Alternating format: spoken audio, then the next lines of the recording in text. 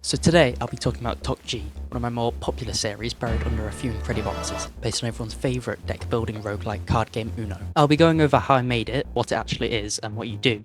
Now, the game was made for Gandhi's 11th Game Jam and won first place, made by me and Kazuhiro, and we were going to work with exotic. But with me and Kaz already having roles, there wasn't really anything they could do without there being like a big difference. They were useless. Now, TOCG is basically a deck building Uno game where you build decks of cards and attach stickers onto them to improve their stats, and form a deck of draw sixes or hoard skip turns. But the game itself is actually based more on the Uno amalgam, also known as Kema cards, because the original idea for TOCG was to get Uno and keep adding more and more mechanics to it to slowly make it more chaotic and complex.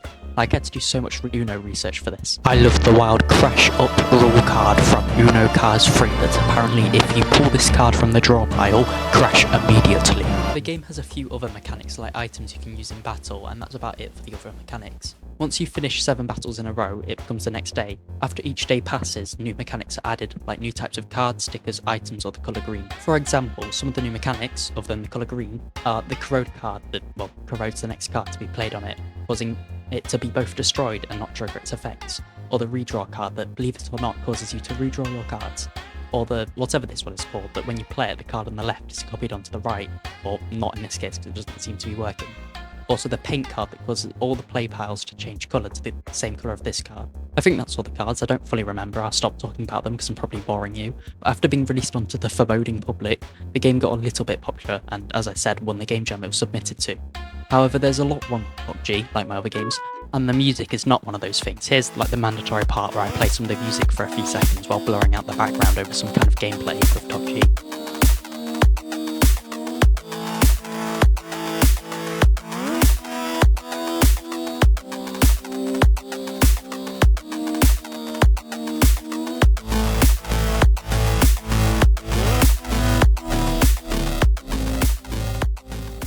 Now, one of the problems with the game is it's a little bit too easy to break and just not need to play anymore, so eventually become a little bit too powerful and you only need to play out one card to win a round. And like, not much changes after each day, as we're kind of running out of time for the game jam, so only 4 different opponents appear at once. And like, I remember wanting to add colorblind settings, but then having 2 different options, like a colorblind and a colorblind, that causes the screen to lose all of its color. There's actually a lot of unfinished stuff, like a whole Kazuhiro's mod that's basically a rip-off of Casey's mod for Inscription, where you select provocations to affect the run, make it like harder and more difficult, and a lot of other changes and ideas that are probably going to be saved for like a future TOCG game, with some mechanics being ripped from Balatro. The game isn't perfect, like my other games. If you want to try it out on Gandhi, I'll put a link in the description for you to try it out. Your progress should save if you're logged in too, even though you probably won't get that far to want to save and come back.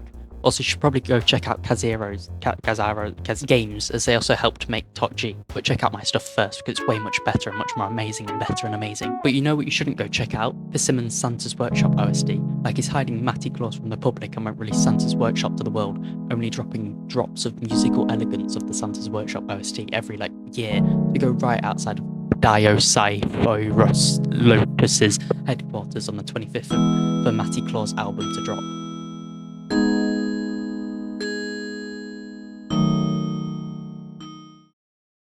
We are becoming underwater animals in Roblox!